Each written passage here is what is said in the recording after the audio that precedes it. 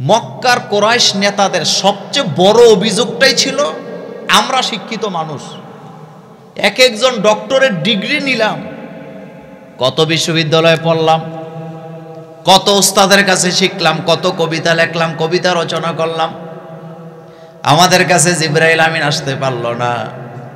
অথচ এতিম পোলা মুহাম্মদ বাপ হারাইছে জন্মের আগে, জন্মের পরে মাকেও হারাইছে, এমন একটা এতিম উম্মি নবী যে কোনোদিন স্কুলে যায় নাই, মক্তবে যায় নাই, অথবা কোনো ওস্তাদের কাছে একটা অক্ষর জ্ঞান শিক্ষা করেন নাই, তার কাছে জিবরাইল আমিন কেন আসে?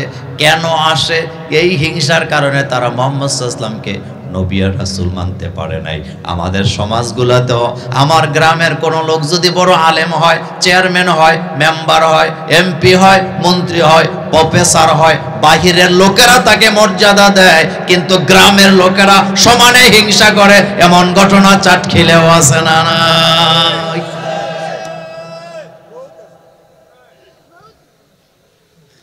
মক্কার কুরাইশদের অভিযোগ এটাই ছিল, আমাদের কাছে ওহী আসে না, তোমার কাছে কেন আসে? তুমি তো লেখাপড়া জানো না, আমাদেরকে কি জিবরাইল চোখে দেখলো না? এবার দেখেন তাদের হিংসাটা কোন পর্যায়ে গেছে। এক পর্যায়ে রাসূল করিম সাল্লাল্লাহু আলাইহি সাল্লামের ছেলেগুলা মারা গেছে, আবুল কাসেম মারা গেছে, ইসমাইল মারা গেছে। এখন তারা বলা বলি শুরু করে দিছে, মক্কা তো কুসংস্কারের জায়গা, তখন তো কুসংস্কারে ভরা ছিল। মক্কার লোকেরা যাদের ছেলে থাকতো না তাদেরকে বলতো লেজ কাটা, মানে বংশ তাদের নাই। আমাদের বাংলাদেশেও দেখবেন ছেলে না হইলে কয় তার বংশটা রক্ষা করবে কে, এমন কথা বলার মতো লোক আমাদের সমাজেও আছে না? খুব ঠান্ডা মাথায় বুঝেন, তারা বলতেছে মোহাম্মদ লেজ কাটা, ছেলে নাই, বংশ রক্ষা করবে কে? আল্লাহ রাসূলের মন খারাপ। এবার আল্লাহ রাব্বুল আলামিন তার হাবিবকে সান্ত্বনা দেওয়ার জন্য লম্বা কোনো সূরা নাযিল করে নাই, বিশাল বড় কোনো সূরা নাযিল করেন নাই, ছোট্ট একটা সূরা নাযিল কইরা ৩ নম্বর আয়াতে যায় তার জবাব দিছে, ইন্না শানিআকা হুয়াল আবতার। হাবিব, আপনাকে যারা লেজ কাটা বলে তারাই লেজ কাটা, বরং অরফা লাকা যিকরাক, আপনার জিকির প্রত্যেকটা ইঞ্চি মাটিতে পাওয়া যাবে, আপনার মর্যাদা আমি আল্লাহ বাড়ায় দেব। যারা মুহাম্মদ সাল্লাল্লাহু আলাইহি ওয়াসাল্লামকে লেজ কাটা বলছে তাদের নাম পৃথিবীতে এখন আর কেউ নেওয়ার মতো একজনও নাই। কিন্তু আপনাদের কাছে জানতে চাই, যাকে লেজ কাটা বলা হয়েছে, মুহাম্মদ সাল্লাল্লাহু আলাইহি ওয়াসাল্লামকে লেজ কাটা বলা হয়েছিল, আমার নবীর নাম সারা পৃথিবীর আনাচে কানাচে আছে না নাই? একটা কথা মনে রাখবেন, ইম্পর্টেন্ট কথা, দুর্বলেরাই একদিন সবল হয়, সবল কিন্তু দ্বিতীয়বার আর সবল হয় না। দুর্বলেরাই সবল হয়, দুর্বলেরাই সবল হয়, কিন্তু সবলেরাই দিনে দিনে নিশ্চিহ্ন হয়ে যায়। হাজার হাজার প্রমাণ আছে না নাই? আমরা বুয়া বাড়ির লোক, ঘর কিন্তু ভাঙ্গা পড়ে, আমরা বুয়া বাড়ি আম ঘরে চিনি, এই পুরো এলাকাটা আমাদের ছিল, তো আগে ছিল জান্না লাভ কি, এখন তো কিছুই নাই। এমন বুয়া বাড়ি বাংলাদেশে নাই, পাওয়ার দেখায় লাভ নাই। কথাটা কেন বললাম? এই অহংকার আমাদের মধ্যে আছে না নাই?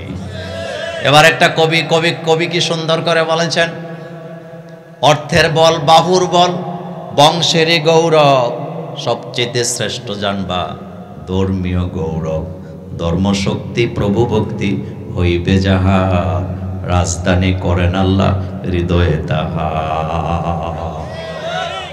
কথা বুঝাইতে পারি না, আবার বলি, অর্থ বল, বাহুর বল, বংশেরই গৌরব, সবচেয়ে শ্রেষ্ঠ জানবা ধর্মীয় গৌরব, ধর্মশক্তি প্রভু ভক্তি থাকিবে যাহার, রাজধানী করেন আল্লাহ হৃদয়ে তাহার। এই কথার অর্থ হলো টাকার অহংকার দেখায় লাভ নাই, বংশের গৌরব দেখায় লাভ নাই, বেটা হইলে ধর্ম মাইনা দেখাও। কারণ ধর্মকে যারা প্রাধান্য দেয়, ইসলাম যারা মানে, তাদের পুরো কলিজার কলবের ভিতরে আল্লাহ আল্লাহ শব্দ আছে না?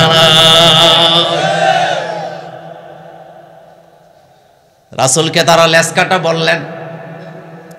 আল্লাহ কয় হাবিব অরফানা লাকা যিকরাক, তাফসীর ইবনে কাসির পড়াতে আয়াতের তাফসীরে লেখছে অরফানা লাকা যিকরাকের মানে হলো দুনিয়াতে 1 ইঞ্চি মাটি থাকবে না যেখানে মুহাম্মদ সাল্লাল্লাহু আলাইহি ওয়াসাল্লামের নামের জিকির করা হবে না, আর আখিরাতে আমি আল্লাহ আপনাকে এত মর্যাদা দিব, এত মর্যাদা দিব, আপনার সুপারিশ আমি সবার আগে গ্রহণ করব।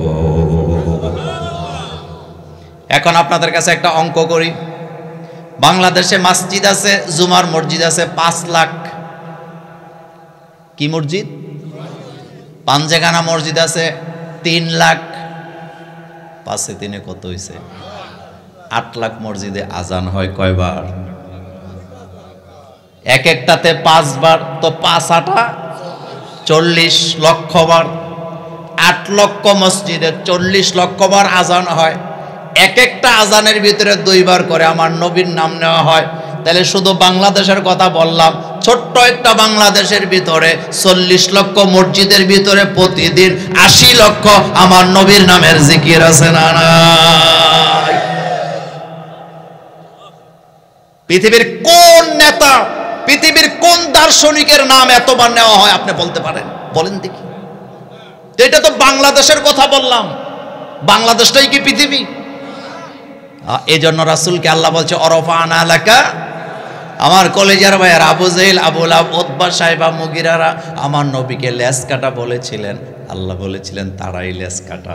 আপনার বাস্তব প্রমাণ এখন দুনিয়াতে আছে না নাই? এখন তাকায় দেখেন, আল্লাহর নাম যেখানে, রাসূলের নামও পাওয়া যায় সেখানে। রাসূলের উম্মতেরা 5 ওয়াক্ত নামাজের প্রত্যেক শেষ বৈঠকে রাসূলের নামে দুরূদ আছে না নাই? কোন ব্যক্তির নামে তো নেওয়া হয়? এখন আসেন সেই রাসূলের ব্যাপারে আজকে আমরা কিছু কথা শুনবো। নিশ্চয় আমার আগের আলেমেরা অনেক ভালো ভালো আলোচনা করে গেছেন, যদিও আমি শুনতে পারিনি। এখন আসেন একটু সামনের দিকে যাই। সূরার নাম কি? কাউসার। একটা কিসের নাম বলতে পারবেন? কাউসার একটা কূপের নাম। কিসের নাম? রাসূল এটা দেখছে কোথায় যায়া? মেরাজে যায়া। তবে দুনিয়া তো মোমেনদের জন্য একটা কূপ আল্লাহ রাখছে, সেটার নাম জমজমের কূপ। জমজমের উপরে আমার একটা আলোচনা আছে দীর্ঘ 3 ঘন্টার, জুমার খুতবায় 3টা জুমাতে আমি আলোচনা করেছিলাম।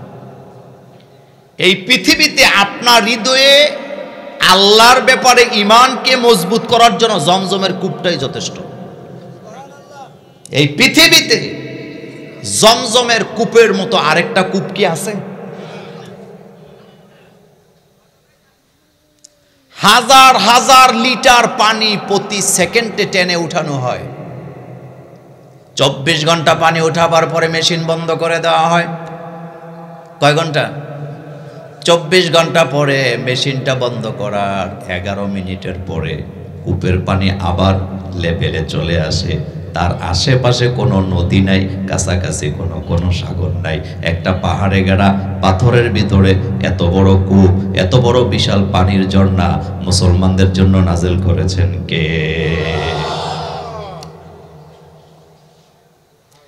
জাপানের 32 জন বিজ্ঞানী, কয়জন?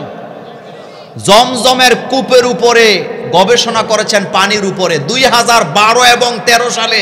এই গবেষণার পরে এই 32 জন বিজ্ঞানী একসাথে নিবন্ধন করে কালিমা পড়ে মুসলমান হয়েছে। এখন আর মুসলমান হয় না। একটা তথ্য দেই আপনাদেরকে। সৌদি গভর্নমেন্ট ডিসেম্বর মাসের শেষ সপ্তাহে একটা গেজেট প্রকাশ করেছেন।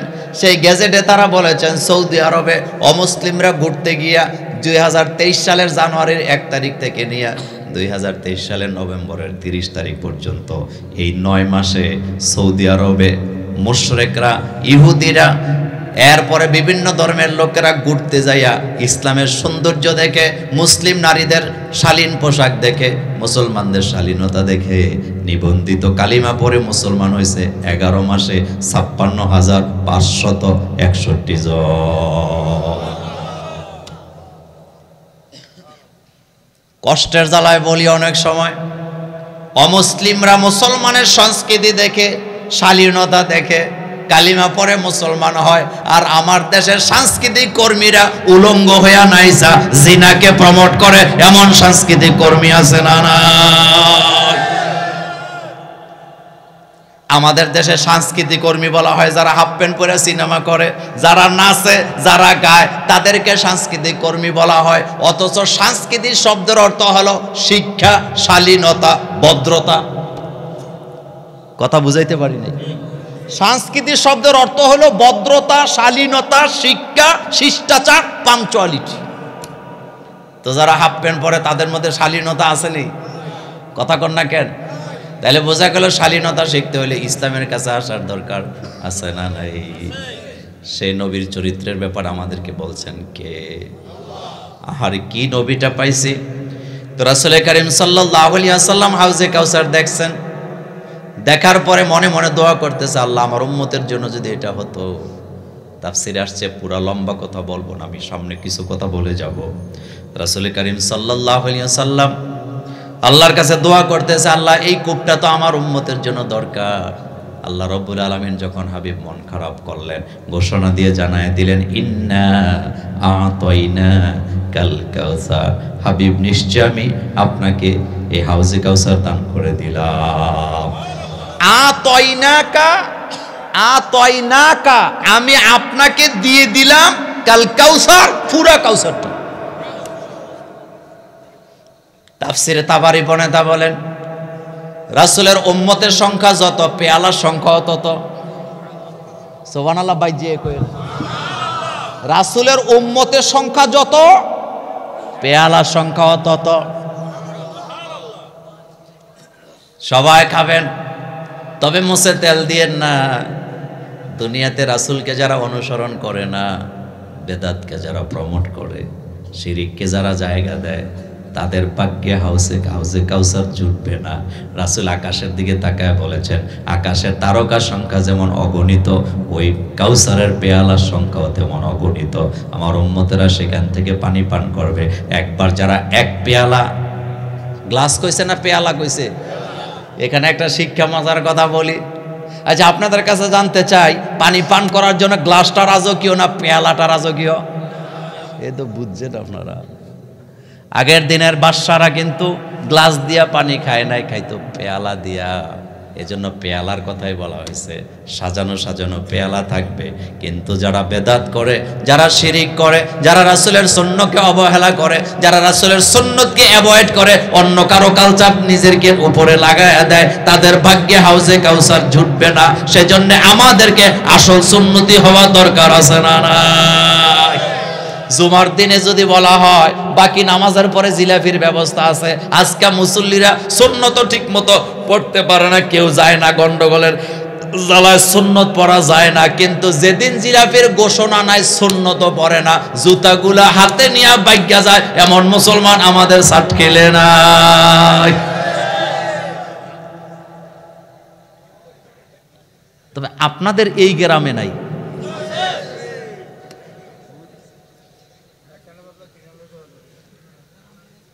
আমার হাতে যদি কোনো ক্ষমতা থাকতো, বাংলাদেশের প্রত্যেকটা মসজিদের জিলাপি আমি বন্ধ করে দিতাম। কারণ এই জিলাপি নিয়ে মসজিদের বারান্দা বড়ায়, গন্ডগোল করে, ঝগড়াও করে। তিতাস, কুমিল্লার তিতাসের এক গ্রামে যায় শুনলাম জিলাপি লইয়া ঝগড়া লাইকা মামলা দিছে 3টা। কি মামলা জিগাইলাম, কিসের মামলা? কয় যেই বেড়া জিলাপি দিতেছিল উনি ওনার ছেলেরে 2টা দিছে। কয়টা? 2টা দিছে। এখন আরেকজন যায় কয়, কিরে তোর পোলারে 2টা দিলি কেন? কয় তোমার কি হইছে, কইতে দেরি, খিচতে দেরি নাই। খিচা বুঝেন তো? আপনি আমার কথায় কষ্ট পাইয়েন না। আরব দেশের লোকেরাও কিন্তু তাবারুক দেয়, তবে আপনাদের মতো এই সিস্টেমে দেয় না। আপনি যান, মসজিদে নববী তো আছে, তারা খেজুর দেয়, রেখে দেয়, সামনে বাটি আছে, আপনার মন চাইলে আপনি নিয়ে খায়া চলে যাবেন, না চাইলে না নেবেন। আর আমার দেশে বাটি যদি বারান্দায় রাখা হয়, একজনে লয়া দৌড় দিবে।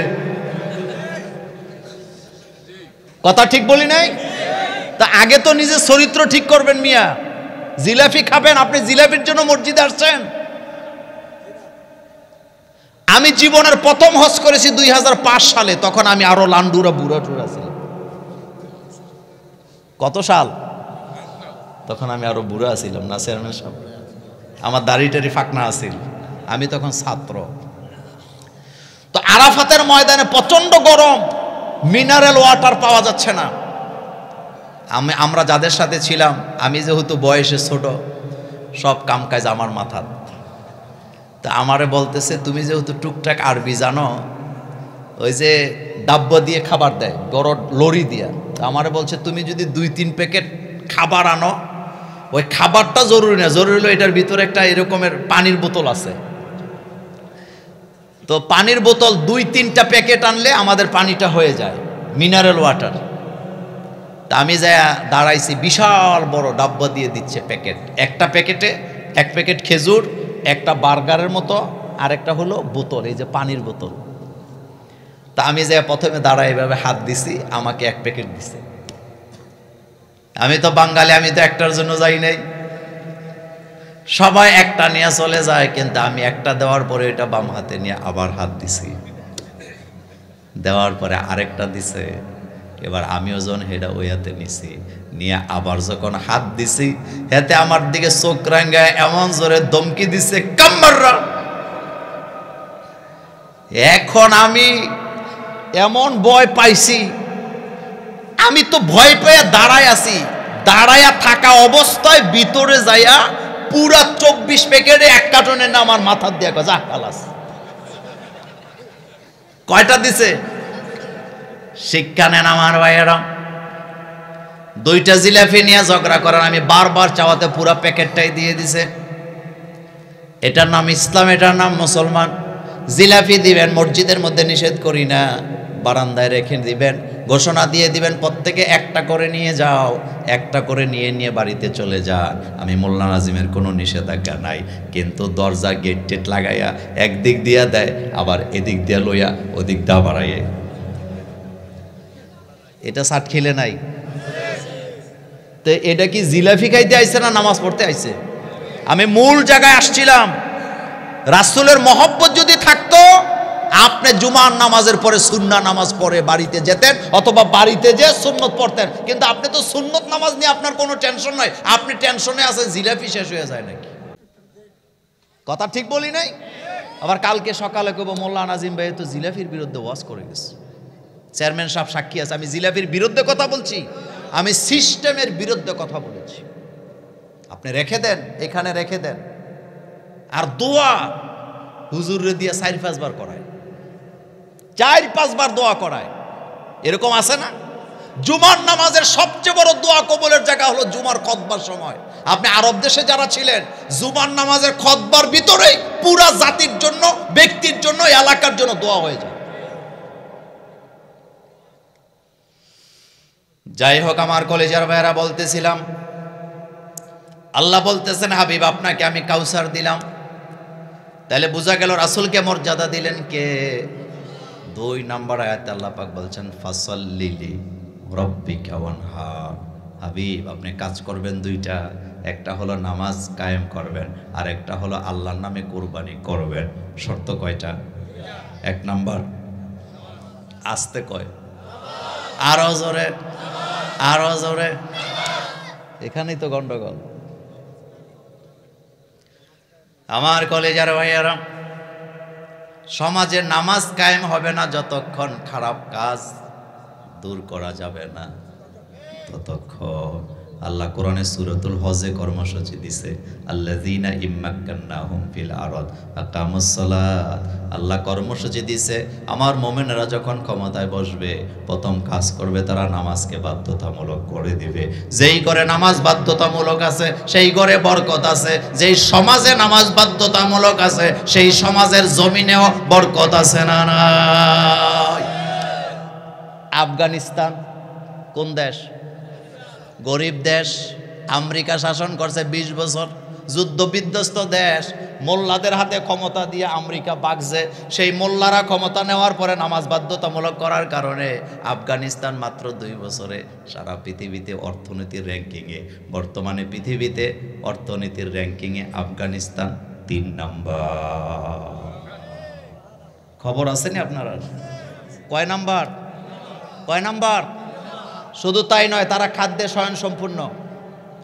আফগানিস্তানের যেই জমিনে আগে আফিমের চাষ করত, সেই জমিনে এখন ডালিমের চাষ হয়, আনারের চাষ হয়, আপেলের চাষ হয়। আমেরিকার বিজ্ঞানীরা ঘোষণা দিয়েছেন এই পৃথিবীতে যত দেশে ডালিমের চাষ হয়, আফগানিস্তানের জমিনের ডালিমের মতো এত রসালো ডালিম পৃথিবীর কোনো জমিনে হয় না। আপনি কবেন মোল্লা ভাই কেমনে কি আগে কোরআন থেকে জানেন? আল্লাহ কোরআনে বলছেন ওয়ালাউ আন্না আহলাল কুরা আমানু ওয়াত্তাকাউ লাফাতাহনা আলাইহিম বারাকাতিম মিনাস সামাই ওয়াল আরদ। মোল্লার কথা না, আল্লাহর কথা। আল্লাহ বলতেছেন দেশের জনগণ যদি আমার উপরে ঈমান আনো। কার উপরে ঈমান? কার উপরে ঈমান? আমার উপরে ঈমান আনো। ওয়াত্তাকাউ, আমাকে ভয় করে যদি জীবন চালাও, লাফাতাহনা, তোমাদের জন্য উন্মুক্ত করে দিব বারাকা, বরকতের দরজা, জমিনের বরকত, আকাশের বরকত খুলে দিব। তাফসিরে আসছে এর মানে হলো তোমাদের জন্য জমিনকে উন্মুক্ত করে দেব, জমিনকে উর্বর বানায় দেব, সময় মতো আকাশ থেকে বৃষ্টি দিয়া তোমাদের দেশের অভাব আমি দূর করে দেব। সৌদি আরবে খাদ্যের কোনো অভাব আসেনি? রিপোর্ট লেখেন, আপনি নোট করেন আমি কি বলতেছি আপনাকে। সৌদি আরবের লোকেরা যেই পরিমাণ খাদ্য বছরে শুধু অপচয় করে, আমার দেশের লোকেরা 1.5 বছর খাইতে পারবে। কয় বছর? গত কিছুদিন আগে সৌদি আরব একটা আইন করছে, হোটেলে যায়া সৌদি আরবের কোনো লোকেরা যখন খাবার অর্ডার দিবে ততটুকুন অর্ডার দিতে পারবে যদ্দূর খাইতে পারবে। যদি না খাইতে পারে এটার উপরে জরিমানা দেওয়া লাগবে। কেন লাগবে এটা শুনেন। সৌদি আরবে 2023 সালে সৌদি আরবের লোকেরা খাদ্য নষ্ট করছে 49 বিলিয়ন রিয়েল পরিমাণ। কথা বুঝাইতে পারি নাই? আমি কিন্তু মিলিয়ন বলি নাই, বিলিয়ন বলছি। 49 বিলিয়ন রিয়েল পরিমাণ খাদ্য তারা নষ্ট করছে, অর্ডার দিয়ে খায় নাই, রান্না করে খায় নাই, ফালায় দিছে। যারা অপচয় করে তারা কার ভাই? আমাদের দেশে অপচয় নাই। আমাদের বিয়ার অনুষ্ঠানগুলো আগে বাড়িতে হইতো, এখন কোথায় হয়? আরো জোরে বলেন। চেয়ারম্যানের সাথে আমি খাইতে বসি, আরো বড় লোকেরা খাইতে বসে, প্লেট দিছে এখানে একটা, এখানে এখানে এখানে দেওয়ার পরে এত বড় বাটি দিয়ে গরুর গোস্ত দেয়, খাইতে পারে না 1 টুকরা, নেয় 5 টুকরা, নেওয়ার পরে একটা খাইয়া বাকিগুলা টেবিলের উপরে ফালায়া ফালায়া বড় লোকই দেখায়। এমন শয়তানের ভাই আমাদের সব জায়গায় আছে না? না, খুব মনোযোগ। আপনি খাবার তদ্দুরই নিবেন যদ্দূর আপনি খাইতে পারবেন, অতিরিক্ত নেওয়ার কোনো অধিকার আপনার। আপনারা নিশ্চিত দেখছেন এই যে খাবারের টেবিলগুলোতে গোস্ত স্তূপ দেয় না? খায় না, খাইতে পারে না। বাড়ির থেকে ওয়াক করে দিয়েছে এত গোস্ত খায় না, তোমার কিন্তু ডায়াবেটিস বাড়া। এরপরও যায় লওয়ার পরে খায় না, 1-2টা খাইয়া বাকিগুলা ফালায়া দেয়। অথচ রাসূল সাল্লাল্লাহু আলাইহি ওয়াসাল্লাম বলেছেন মুমিনের খাবার কখনো জুটা হয় না, কারণ মুমিন কখনো নাপাক হয় না, মুমিনের খাবারও জুটা হয় না। মুমিনের খাবারের সর্বশেষ খাদ্যের ভিতরে বারাকা আছে না? না। রাসূল সাল্লাল্লাহু আলাইহি ওয়াসাল্লামের সুন্নাহ হলো খাবারের প্লেট মুছে মুছে খাওয়া। এটা মোল্লার কথা না আল্লাহর কথা? মুছে মুছে খাওয়া। আর আমার দেশের লোকেরা খায় তরকারি জোল টোল যা আছে সবগুলো রাইখা দিয়া হাতটা আরেক জায়গায় যায় দুইয়া ফালাই দিয়া চলে যায়, এমন লোক নেই। রাসূল বলছেন তুমি খাবারের প্লেটটাকে চেটে চেটে খাও, কারণ খাদ্যের প্লেটের কোন জায়গায় বরকত আছে আল্লাহ ছাড়া কেউ জানে না। তুমি যেটা ফেলে দিচ্ছ হতে পারে সেটাই বরকত। সেটা কি? আমি যে ওস্তাদের কাছে বাইজাবি পড়ছি, আমি যে ওস্তাদের কাছে তাফসিরে বাইজারি পড়েছিলাম, হুজুর মাঝে মধ্যে ক্লাসের মধ্যে চা খাইতো। আমার এখনো মনে জোরে বাসে, হুজুর চাটা খাইয়া চার এই যে প্লেটটা আছে আঙ্গুল দিয়ে চেটে চেটে খাইতো। আমরা দুষ্টামি করে বলতাম হুজুর চাও বুঝি চাইটা খাওয়া লাগে? হুজুর দমকি দিয়ে বলতেন বুঝবা না, এই চাটা যে আমি খাইছি বাকি যেটা রয়ে গেছে হতে পারে এখানেই বরকত, সুতরাং আল্লাহর দেয়া বরকত আমি ফেলে দিতে পারি না। কথা কি বুঝতেছেন? আচ্ছা বলেন তো, খাবার যখন আমরা খাই পেটকে কয় ভাগ করে খাওয়ার কথা? আসতে কইছেন, খাননি গত কয়েকদিন আগে কুমিল্লাতে ডাক্তারদের সাথে আমার একটা কনফারেন্স ছিল, আমি ছিলাম সেখানে প্রধান অতিথি। সেই কনফারেন্সের হেডলাইন ছিল স্বাস্থ্য সচেতনতায় ইসলামের ভূমিকা। চমৎকার একটা বিষয়। আমি সেখানে আল্লাহর নেয়ামত দেওয়া, এই শরীরের ভিতরে আল্লাহর যে নেয়ামত, খাদ্য তালিকা কিভাবে খেতে হবে, কিভাবে খাইলে কিডনি ঠিক থাকবে, লিভারটা ঠিক থাকবে, এটার উপরে আলোচনা করেছিলাম। একজন এফসিভিএস ডাক্তার বলেছিলেন, মোল্লা ভাই আপনি তো বললেন খাদ্য তালিকার কারণে লিভার নষ্ট হয়, লিভার নষ্ট হইলে জীবনে কোনো ডাক্তার দিতে পারে না। উনি হাসি দিয়া বলছে, আপনার কথার সাথে আমি আরেকটু যোগ করে দেই, আল্লাহ যে আমাদেরকে শরীরটা দিছে, বডিটা দিছে, এটা হলো অরিজিনাল পার্টস দিয়ে আল্লাহ বানায় দিছে। একটা যদি কোনোটা নষ্ট হয়ে যায় একবার, পৃথিবীর কোনো ডাক্তারের বাবার ক্ষমতা নাই ওইটা আসল জায়গায় নিতে পারে, কোনো না কোনো জায়গায় এফেক্ট থেকেই যায়। সুবহানাল্লাহ বড় মিয়া। এই যে পেটে আল্লাহ লিভারটা দিছে, এটা রাবারের মতো। কিসের মতো? এই জন্য আল্লাহর হাবিব বলেছেন, মোমেন খায় এক হাতে, কাফের খায় 7 হাতে। রাতের বেলা ইহুদি একটা আসছে, আসার পরে রাসূলের বাড়িতে মেহমান। আল্লাহ রাসূল বললেন, বুখারী মুসলিমের হাদিস, রাসূল বলেন এক বকরির দুধ দোয়া তাকে খেতে দাও। সাহাবা বললেন, হুজুর আমরা এক বকরির দুধ খাই 7 জনে, আর একজনকে দিব পুরা বকরি। রাসূল কয় দিয়ে দাও। দিয়ে দেওয়া হলো। এবার পুরা দুধটা সে টান মেরে খেয়ে ফেলছে। সকালবেলা সে কালিমা পড়ে মুসলমান হয়েছে। সকালে নাস্তার সময় আল্লাহ রাসূল বললেন তাকে 1 বাটি দাও। লোকটা বলতেছে, হুজুর রাতের বেলা তো পুরা 1 বকরির দুধ একা খাইছি। আল্লাহ রাসূল বললেন, মোমেন খায় 1 পেটে, কাফের খায় 7 পেটে, তুমি বিসমিল্লাহ বলে খেতে থাকো। এবার নবমুসলিম যখন বিসমিল্লাহ বলে খেতে শুরু করলেন, খেতে খেতে খেতে খেতে খেতে খেতে 1 বাটি দুধ শেষ করতে পারে নাই। সে একটা হাসি দিয়ে বলেন, আলহামদুলিল্লাহ, আর সামনে যাওয়ার সুযোগ না। আর খাইতে খাইতে খাইতে খাইতে ফ্যাট একটা চায়নার তরমুজের মতো বানায়। এরকম খাওয়াই না, আছে না? কোন নবী শিক্ষা এটা এত খাবার? আপনি বলেন তো, কোন নবী শিখাইছে আপনাকে এত খাবারের জন্য? খাইতে খাইতে খাইতে খাইতে ফ্যাট একটা তরমুজের মতো বানায়। কুমিল্লাতে একজন শিশু বিশেষজ্ঞ ডাক্তার আছেন, উনি সবচেয়ে ভালো ডাক্তার নাকি কুমিল্লার। ওনার চেম্বারে একদিন আমি আর আমার স্ত্রী বসা, একজন মহিলা তার বাচ্চা নিয়ে আইছে, বয়স হলো 4.5 বছর, ওজন হইল 47 কেজি। কয় কেজি? বয়স কত? তো ডাক্তার বলতেছে, বাচ্চার অসুখ কি? কয় ডাক্তার সাহেব বাচ্চাটা ভালো করে চেক করেন, কিচ্ছু খায় না। যখন কইছে কিছু খায় না, ডাক্তার আমার দিকে তাকায় একবার, বাচ্চার দিকে তাকায় একবার। ডাক্তার মাথা থেকে পেট পর্যন্ত পুরাটা দেখা টেকা, এরপরে প্রেসক্রিপশন নিয়ে একটা সিরাপ লিখে দিছে, দিয়া কয় যান খাওয়ায়েন, ভালো হয়ে যাবে। যখন চলে গেছে আমার হাসি দিয়া কয়, মোল্লা ভাই দেখছেন নি, হাতির বাচ্চা লই আইছে, কয় কিছু খায় না। আপনাদের বয়স যাদের 30-40 হয়েছে, আপনার মা কি কোনোদিন আপনার পিছে খাবার নিয়ে দৌড়ান লাগছে? এখন কি করে? এখন কি করে? মা এত বড় প্লেটের মধ্যে মাংস নিয়ে, সবজি নিয়ে, গোশত নিয়ে, মোবাইল একটা হাতে নিয়ে বাচ্চার পিছে দৌড়তেছে। আর বাচ্চাটার হাতে মোবাইল দিয়া বাচ্চা কার্টুন দেখতেছে, শর্ট ভিডিও দেখতেছে, মা খালি ইঁদুরের গাতার মধ্যে ঢুকাইতেছে। এরকম খাদ্য অভ্যাস আছে না? আমি বলি নাই, চিকিৎসা বিজ্ঞানীরা বলেছেন যেই বাচ্চা মোবাইল দেখতে দেখতে খায়, এই বাচ্চা খাদ্য থেকে পুষ্টি পায় না, কারণ খাবারের দিকে তার মনোযোগ নাই, তার মনোযোগ হলো মোবাইলের দিকে। প্রত্যেকদিন বাসার মধ্যে যান, চিপস খাওয়া ছাড়া আপনি কিছু খাওয়ান না, অথচ প্রত্যেকটা চিপসের মধ্যে দূষিত লবণ। কি লবণ কয়টারে? না, টেস্টিসল। কে বলছে আপনাকে টেস্টিসল খাইতে? এই যে জিহ্বাটা আল্লাহ দিছে, জিহ্বা, একটা জিহ্বা দিয়া 4500 স্বাদ নেওয়ার ক্ষমতা একসাথে আল্লাহ আপনাকে দিছিলেন। আর আপনি বাচ্চারে টেস্টি লবণ খাওয়াইতে খাওয়াইতে খাওয়াইতে খাওয়াইতে বাচ্চার পুরা রুচিটাকে আপনি জনমের মতো শেষ করে দিয়েছেন। কথা কি ঠিক বললাম? খাদ্য কে দেয়? রিজিকের মালিকানা কার? যাই হোক, আমি বলতেছিলাম আমার কলেজার ভাইয়েরা, বিশ্বনবীকে আল্লাহ বলছেন, হাবিব আপনাকে আমি কাউসার দিয়ে দিলাম, তবে শর্ত হলো 2টা। জোরে বলেন কয়টা? ফাসাল্লি লিরাব্বিকা ওয়ানহার, আপনি নামাজ কায়েম করবেন আর আল্লাহর নামে আপনি কুরবানি করবেন। তাহলে কাজ দিছে কয়টা?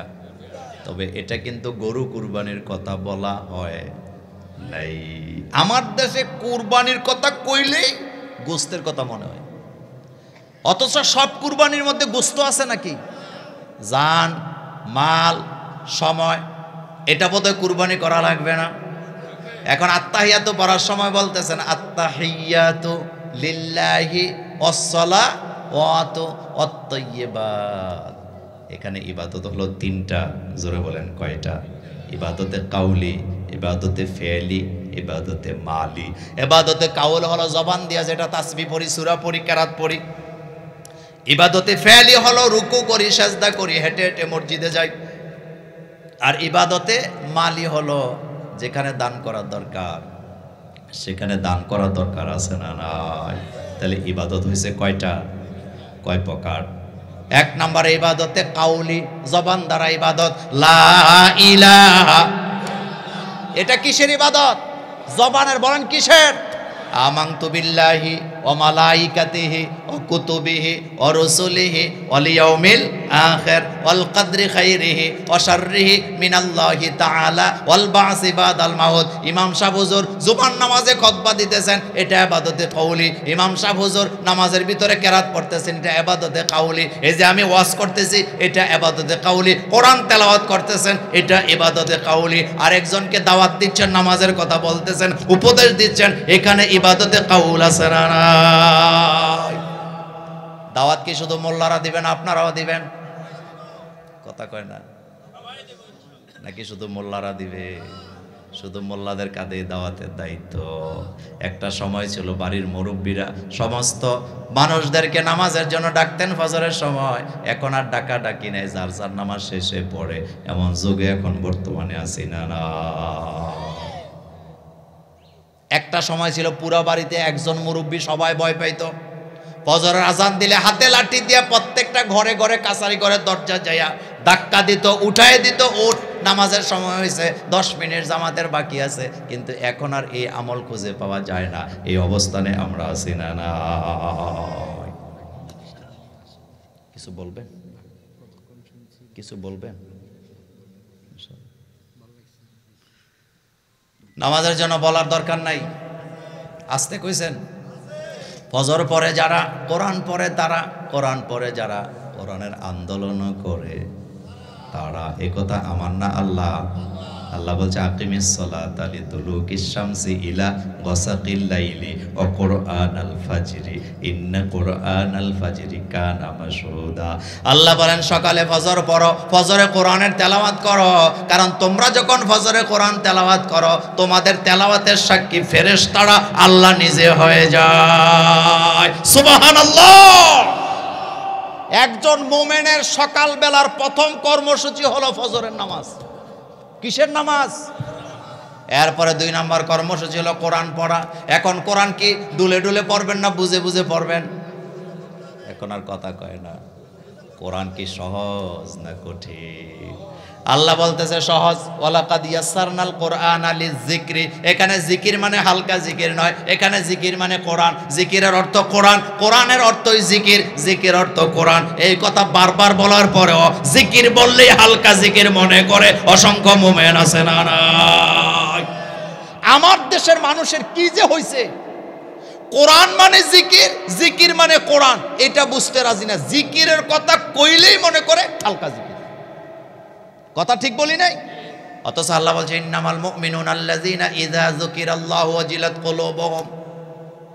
ইন্নামাল মুমিনুনা আল্লাযীনা ইযা যুকিরাল্লাহু ওয়াজিলাত কুলুবুহুম। আল্লাহ বলছেন আমার মুমিনরা যখন আমার জিকির করে, তার মানে কোরআন তেলাওয়াত করে, তাদের কলিজাগুলি আমার ভয়েতে কম্পমান হয়ে যায়। আর তাদের কানে যখন কোরআনের আয়াত তেলাওয়াত করে শোনানো হয়, হৃদয়ের ঈমান আরো বেড়ে যায়। এজন্য কোরআনের আয়াত শুনলে হৃদয়ের ঈমান বাড়ে না কমে?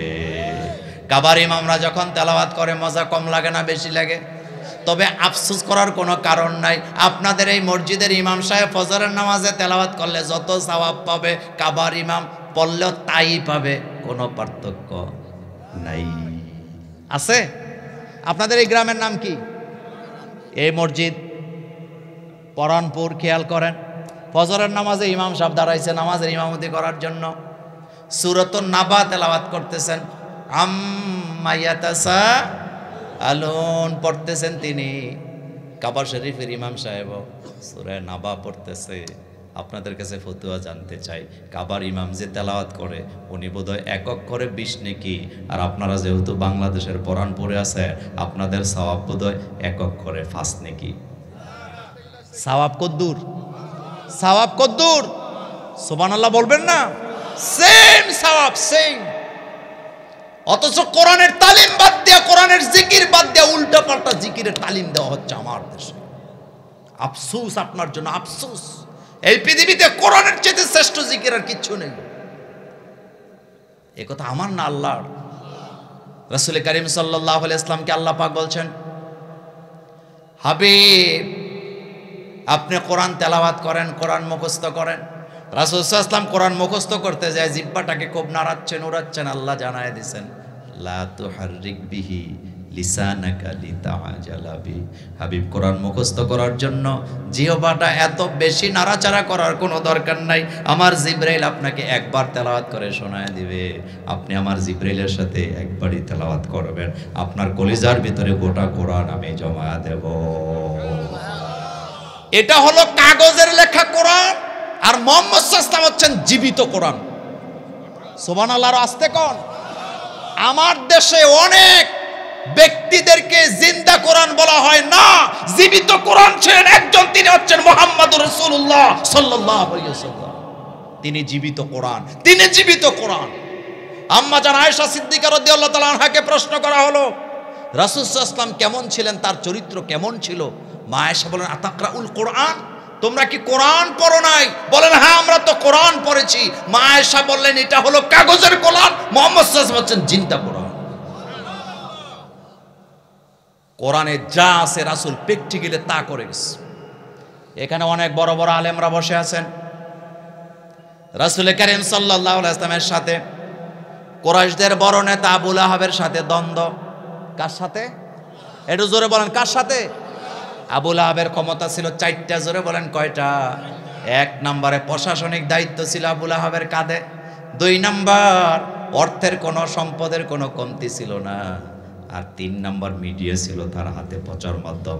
4 নম্বর তার ছিল বিশাল লাঠিয়াল বাহিনী। তাহলে ক্ষমতা তার কয়টা?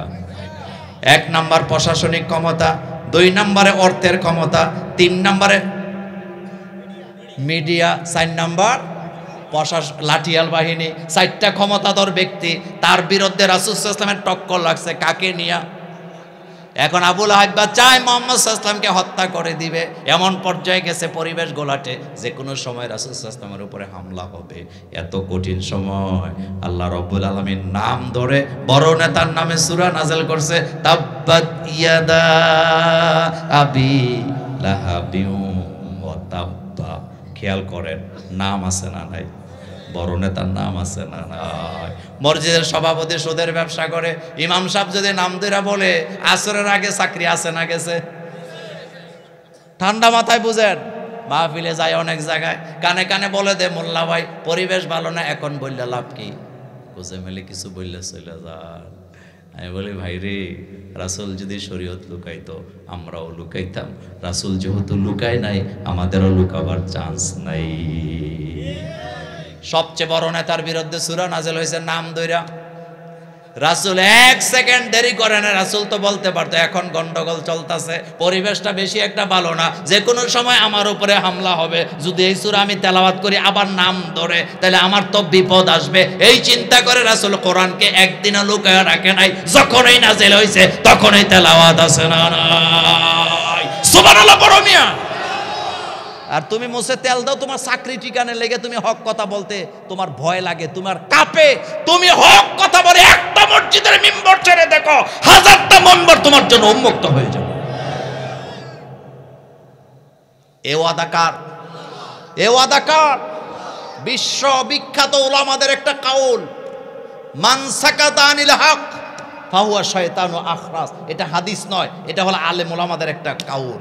তারা বলেছেন এই পৃথিবীতে যারা হক কথা বলে না, অন্যায় দেখার পরে যারা চুপ থাকে, তারা বোবা শয়তান, তারা বোবা শয়তান, তারা বোবা শয়তান। আপনি যখন মিম্বরে দাঁড়াবেন, আপনি প্রতিনিধিত্ব করছেন কার? আপনি যখন মাহফিলের স্টেজে উঠবেন, আপনি প্রতিনিধিত্ব করতেছেন কার?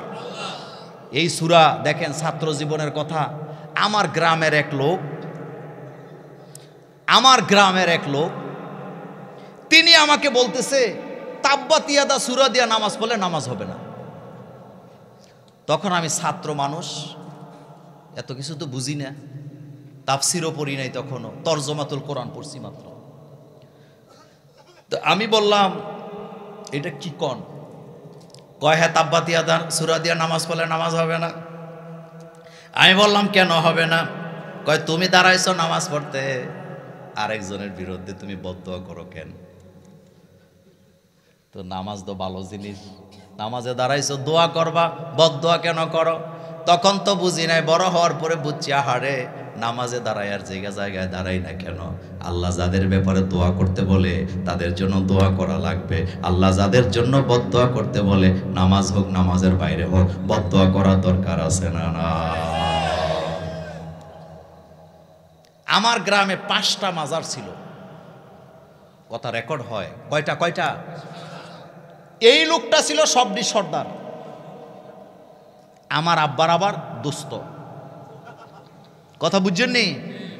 আমি ওই ঘটনা আপনাকে বলতেছি না, মনে মনে বদদোয়া দিছিলাম, আল্লাহ তোমার কোরআন নিয়ে তো বাজে কথা বলে, তার অবস্থাটা কি হবে জানি না। মৃত্যুর সময় জিহ্বাটা বেরিয়ে গেছে, জিহ্বাটা ভিতরে ঢুকাইতে পারে নাই। লাভটা কি হয়েছে জানেন? 1 বছরের মধ্যে 5 মাজারের একটাও নাই। এখন বর্তমানে আমার গ্রামে কোনো উরুসও হয় না, গান বাজনা হয় না, কোনো কবরও নাই। হ্যাঁ, ওনার এই সাথের একটারে বাড়ির লগে মাটি দিছিল, ওনার পোলারা কবর নিয়ে উঠাইয়া দূরের কবরস্থানে নিয়ে দিছে। কয় মাজার টাজারের দরকার নাই, জিব্বা বাইর হইয়া মরি, এটা চাই না, কোরআন চাই, কোরআনের দরকার আছে না। কি ফতুয়াটা দিস? তাব্বাত ইয়াদা সূরা দিয়ে নামাজ পড়লে নামাজ হবে না। আপনি চিন্তা করছেন কত বড় ইবলিশ তার পেটে ঢুকছে? যাদের কাছে কোরআন থাকে না 24 ঘন্টা, তাদেরকে শয়তান দখল করে রাখে। আমার কলেজের ভাইরা বলতেছিলাম, নামাজের দরকার আছে না নাই? নামাজ আগে না মাহফিল আগে? এত আস্তে বললে হবে না, নামাজ আগে না মাহফিল আগে? আমার জীবনে যত বছর ওয়াজ করি হুজুর, যখনই নামাজের ওয়াজ শুরু হয় জুতাটি হাতে লয়ে চলে যায়। মানে উনি বুঝাইতে চায় ওয়াজ অন্যটা করবে, নামাজের ওয়াজ করলে শুনতাম না। আর রাসূলকে আল্লাহ পাক বলছেন, ফাসাল্লি লিরাব্বিকা ওয়ানহার, আপনি নামাজ পড়েন, আপনার নামাজ কায়েম করেন আপনার রবের জন্য। আমার কলেজের ভাইয়েরা বলতেছিলাম, রাসূল করিম সাল্লাল্লাহু আলাইহি ওয়াসাল্লামের উপরে কোরআন নাযিল হয়ে গেল। আবু লাহাবের নাম ধরেই তো নাযিল হয়েছে। হক কথা থেকে রাসূল এক পাও সরেন নাই। সরছে নাকি? এখন আপনাদের কাছে আমার জানার দরকার আছে, বাংলাদেশে নয়, সারা পৃথিবীতে নয়, সব জায়গার কথাই যদি বলি, তাহলে আপনাদের কাছে আমি জানতে চাই, ইসলামের ব্যাপারে সব জায়গায় ষড়যন্ত্রকারীদের ষড়যন্ত্র আছে না? না। মাদ্রাসায় ছেড়ে দিয়েছি আমি কোরআন হাদিস পড়ার জন্য, হারমোনিয়াম শেখার জন্য দেই নাই। অথচ দেখলাম মাদ্রাসার বইয়ের পশ্চাদের উপরে হারমোনিয়ামের ছবি, মেয়েরা গোমটা ছাড়া জুটি বান্ধা নাচানাচি করতেছে, এরকমের একটা ছবি দিয়ে রাখছে। তাহলে আপনাদের কাছে আমি জানতে চাই, আমার ছেলে মেয়ে আমি মাদ্রাসায় দিয়েছি কোরআন হাদিস শিক্ষা করার জন্য, হারমোনিয়াম শিখতে দেই নাই। এই হারমোনিয়ামের ছবি যারা দিছে তাদের ভিতরে শয়তানি আছে না? না। এখন আমি মাদ্রাসার প্রিন্সিপাল, এখন আমি মাদ্রাসার ভাইস প্রিন্সিপাল, এখন আমি মাদ্রাসার আরবি প্রভাষক, এখন আমি মাদ্রাসার হুজুর। এখন আমি কিন্তু প্রতিবাদ করি না, না জানি চাকরিটা চলে যায় নাকি, চাকরি গেলে খামো কি? তাদের ব্যাপারে আমার প্রশ্ন, আমরা যখন মায়ের পেটে ছিলাম আমাদেরকে খাওয়াইছে কে? রুহের জগতে আমাদের রব ছিল কে? রব মানে প্রতিপালক। রুহের জগতে আল্লাহ জিজ্ঞেস করছে আলাস্তু বিরব্বিকুম, আমি কি তোমাদের প্রভু নই? সে জায়গায় আল্লাহ আমার রব ছিলেন। আমি তখন আমার রিজিক নিয়ে চিন্তা করি নাই। মায়ের পেটে ছিলাম, সেখানে রিজিক নিয়ে চিন্তা করি নাই। মায়ের পেট থেকে দুনিয়াতে আসলাম, পুরোটা ছাত্র জীবন আল্লাহ আমারে খাওয়াইলো, কোনোদিন রিজিক নিয়ে চিন্তা করি নাই। এখন বড় হয়েছি, শিক্ষিত হওয়ার পরে এখন বলতেছি চাকরি চলে গেলে খাবো কি? হক কথা বলা যাবে না। তাইলে বুঝা গেল রবের প্রতি ইমানের দুর্বলতা আছে না নাই? আপনার ইমান যদি সবল হতো, আপনার ইমান যদি সবল হতো, মূসা আলাইহিস সালাম যেমন ফেরাউনের বাড়িতে খাইয়া ফেরাউনের সামনে হুঙ্কার দিয়েছেন রবের ব্যাপারে, আপনিও হুঙ্কার দিয়ে জানায়া দিতেন হারমোনিয়াম শেখার জন্য মাদ্রাসা দেওয়া হয় নাই, আল্লাহর কোরআন রাসূলের হাদিস শিক্ষা দেওয়ার জন্য মাদ্রাসা দেওয়া হয়েছে। মাদ্রাসা হায় বাগে জান্নাত, মুআল্লিম হায় মিসলে গুল। মাদ্রাসা হায় বাগে জান্নাত, মুআল্লিম হায় মিসলে গুল। শহদ উসমে ইলমে দিন হায়, তলেবা হায় বুলবুল। কবি কি সুন্দর করে বলতেছেন, মাদ্রাসা হলো জান্নাতের বাগান, মাজালিসুল কোরআন রাউযাতুম মিন রিয়াজিল জান্নাহ। মাদ্রাসা হলো জান্নাতের বাগান, সেই বাগানের ফুল হলো উস্তাদগণ, আর সেই ফুলের ভিতরে মধু হলো কোরআন হাদিস। আর বাচ্চাগুলা তালিবুল ইলমরা হলো মৌমাছি, 24 ঘন্টা মৌমাছিরা সেখান থেকে ইলমে দ্বীন আহরণ করে। তার মানে মধু আহরণ আছে না না? এজন্য মাদ্রাসার ছেলেদের পিছনে জিন শয়তান আছে না নাই? স্কুল থেকে পোলাপান বাগে না, কিন্তু বাগে কোত্থেকে? এই জন্য কবি বলছেন আমাকে বাড়িতে যেতে বইল না। অতন সে হাম কিয়া করুঙ্গি মাদ্রাসা হায় অতন আপনা, অতন সে হাম কিয়া করুঙ্গি মাদ্রাসা হায় অতন আপনা, মরঙ্গি হাম কিতাব উপর অরখ হোগা কাফন আপনা। আমি বাড়ি ঘর দিয়ে কি করব? দাদার বাড়ি, খালার বাড়ি, মামার বাড়ি আমার দরকার নাই, মাদ্রাসাটাই আমার আসল বাড়ি। আমি যদি এখানে মরেও যাই, তোমরা কোরআনের পাতা দিয়া দাফন দিয়ে দিও, এরপরও বাড়িতে পাঠায় দিও না। আর সেই মাদ্রাসার পচ্ছদের উপরে হারমোনিয়াম যারা দিয়েছেন তাদের উদ্দেশ্য যে খারাপ, এতে কোনো সন্দেহ নেই। নতুন নাটক শুরু হয়েছে শরীফ থেকে শরীফা। তারা হুজুর করে বোকা মনে করে, পেশাব কইরা পানি খরচ করে না, জীবনে পশ্চিম দিক কোনটা বলতে পারবে না। তারা এসে আমাদেরকে সংস্কৃতি শিখায়। আমি সংস্কৃতির ব্যাখ্যা আপনাকে 1 ঘন্টা দিতে পারবো। আল্লাহ কোরআনে বলছেন ইয়া আইয়ুহান নাস ইন্না খলাকনাকুম মিন যাকারিন ওয়া উনসা ওয়া জাআলনাকুম শুউবাও ওয়া কাবাইলা লিতাআরাফু। আল্লাহ বলেন আমি নারী পুরুষ আলাদা আলাদা তৈরি করেছি, এরপরে জাতিতে জাতিতে ভাগ করে দিয়েছি। কাউকে লম্বা বানাইছি, কোন জাতিকে খাটো বানাইছি, কোন জাতিকে সাদা বানাইছি, কোন জাতিকে ধলা বানাইছি। লিতাআরাফু, যাতে তোমরা এক জাতি আরেক জাতিকে চিনতে পারো। আগেও কবিতা লেখা হতো, এখনো লেখা হয়। আগে কবিতা লেখতো তাহাজ্জুদের নামাজ পড়া, আর এখন কবিতা লেখে গাজা টাইনা। কথা কন না কেন মিয়া? আগে কবিতা লেখতো তাহাজ্জুদের নামাজ আদায় করে। কবি কি সুন্দর কথা বলতেছেন, আমি হব সকাল বেলার পাখি, সবার আগে কুসুম বাকে উঠবো আমি। এখানে ফজরের আহ্বান আছে না নাই? জাগতে হবে তখন, ফজর হবে যখন। আর এখনকার কবিতা কি? আগডুম বাগডুম, গোরাকে ডিম পাড়ে। আরেক কবিতা লেখছে দেখেন, হাট্টিমা টিম টিম টিম, তারা মাঠে পারে ডিম, তাদের দুটি খাড়া শিং। তা আপনাদের কাছে আমার প্রশ্ন, চাটখিলের ভাইয়েরা, যেই জিনিসের শিং আছে এই জিনিস কি ডিম পারে না বাচ্চা দেয়? কথা কন না কেন? তো যেই কবি বলতেছে যেই জিনিসের শিং আছে তারা ডিম পারে, এই কবি যেই কবিতাটা লেখার আগে মেয়াদ উত্তীর্ণ গাজা টানছে, আপনাদের সন্দেহ থাকতে পারে, আমি মোল্লা নাজিমের সন্দেহ না। আগেও গল্প পড়ছি, এখনো পড়ি, পার্থক্য আছে না? আগের গল্পের মধ্যে শিক্ষা ছিল, আর এখনকার গল্পের মধ্যে গাঁজাখড়ি কথা আছে না নাই? কি কথা? শরীফ থেকে শরীফা চিন্তা করলেই নাকি হওয়া যায়। ছোটবেলা আমরা একটা কবিতা পড়ছিলাম, খাঁচার সিংহ, সিংহ বন্দি, পথিক যাচ্ছে সামনে দিয়া, সিংহ আকুতি মিনতি করে বলতেছে ভাই বড্ড উপাসে আছি, বিপদে আছি, খাঁচাটা একটু খুইলা দাও। আপনাদের কষ্ট হইতেছে? আর কয়েক মিনিট চলুক। সিংহ বলতেছে ভাই খাঁচাটা একটু খুইলা দে। পথিক খাঁচাটা খুলে দিছে, সহজ সরল মানুষ, খাঁচা খোলার পরে সিংহ খাঁচার থেকে বাইরে হইয়া ধন্যবাদ দিছে না হালুম দিছে? কি কয়? কি দিছে? হালুম। মানে কি? প্রতীক কয়ের একটা কথা হইল না, উপকারের অপকার কয়টাই চলে। আমাদের বাংলাদেশেও দেখবেন যার উপকার আপনি করবেন আর বড় জোর কিচ্ছু না দেখ আইকে হলে একটা বাস হইলেও দিব। বিশ্বাস না হইলে টাকা হাওলাত দিয়া দেখে কয় জোড়া জুতা ক্ষয়ে যায়। হাদিসে রাসূল বলতেছেন টাকা যারা দাঁড় দেয় তারা 8 গুণ সওয়াব পাবে। ছাত্র জীবনে এই হাদিসটা আমি বুঝিই নেই। 8 গুণ সওয়াব পাবে কেন? নিজে টাকা হাওলাত দিয়ে হাদিস বুঝছি। 6 জোড়া 7 জোড়া স্যান্ডেল ক্ষয়ে গেছে। আমার আল্লাহ তো সব আগেই জানে।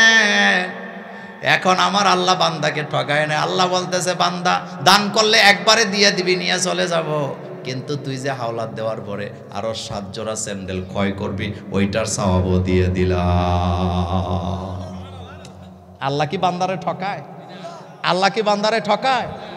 কোন হাদিসের ব্যাখ্যা আসছে আপনি যদি কাউকে টাকা ধার দেন, হাওলাত দেন, 18 গুণ পর্যন্ত সওয়াব পাবেন। কয় গুণ? আবার এই অসৈন্য কালকে সমানে দাঁড় দিয়ে আমারে গালাগালি করেন না যে হুজুরে কনে দিছিলাম।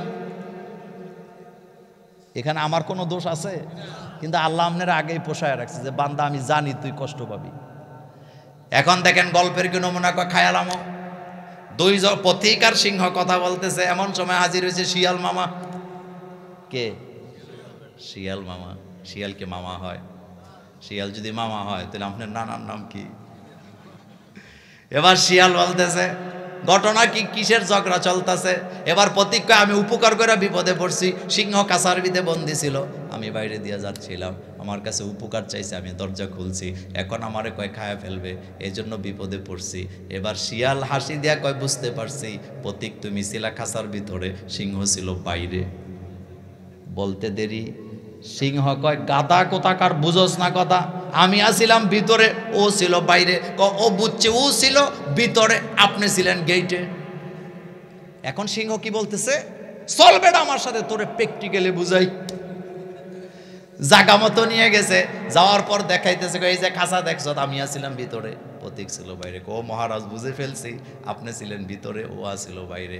বলতে দেরি সিংহ কয় গাদার ঘরে গাদা কোথাকার, এটা বুঝোস না? আচ্ছা ঠিক মতো বুঝাই। এবার লাফ মাইরা খাঁচার ভিতরে ঢুকছে। কোথায় ঢুকছে? কোথায় ঢুকছে?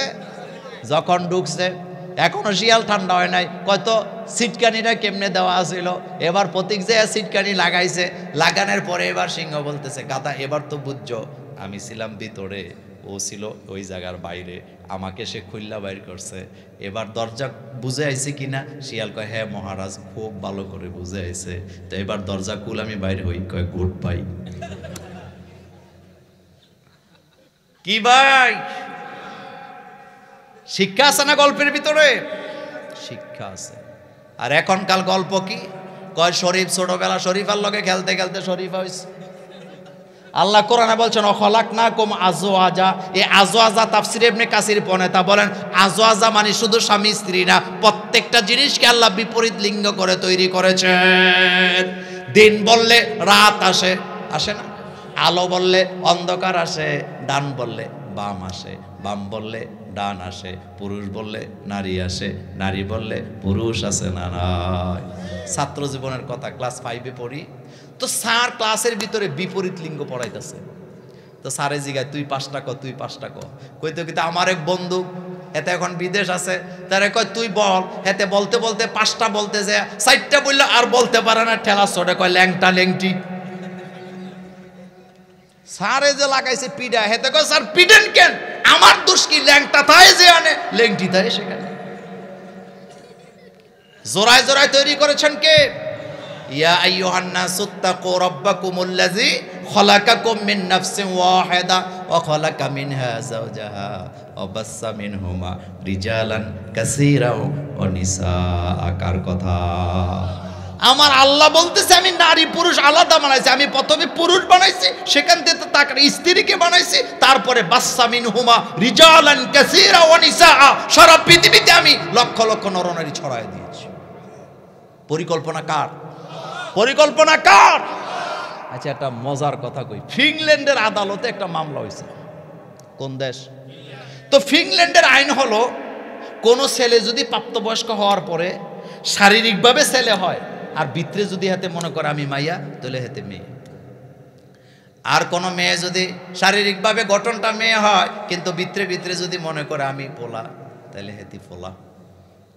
এখন ফিনল্যান্ডের এক যুবক এক মায়ারে দর্শন করছে, করার পরে আদালতে মামলা উঠছে। তো ফিনল্যান্ডের আইন হলো কোনো পুরুষ কোনো মেয়েরে দর্শন করতে পারবে না, করলে তার বিরাট শাস্তি হবে। এখন ছেলে বলতেছে স্যার আমার কথা আছে। কয় কি কথা? কয় স্যার আপনি দেখতেছেন আমি পোলা কিন্তু আসলে আমি মাইয়া। বিচারপতি কয় মানে কি? কয় স্যার আমি ভিতরে পুরাটা মাইয়া। তো ভিতর কি দেখা যায়? কথা কয় না। ভিতর দেখে একমাত্র কে? আলিমুস সুদূর বলা হয়েছে। এই জায়গার খবর কার কাছে? এখন হাতে কয় আমি মাইয়া। আদালতে আইন খুইলা দেখাই দিছে। এতের অ্যাডভোকেট কয় স্যার আইনে আছে কেউ যদি নিজের মাইয়া মনে করে এতে মাইয়া। এখন শরীফারে এমন কাম করছে, এখন শরীফ কয় আমিও শরীফা, শরীফাও শরীফা। এখন বেকসুর খালাস।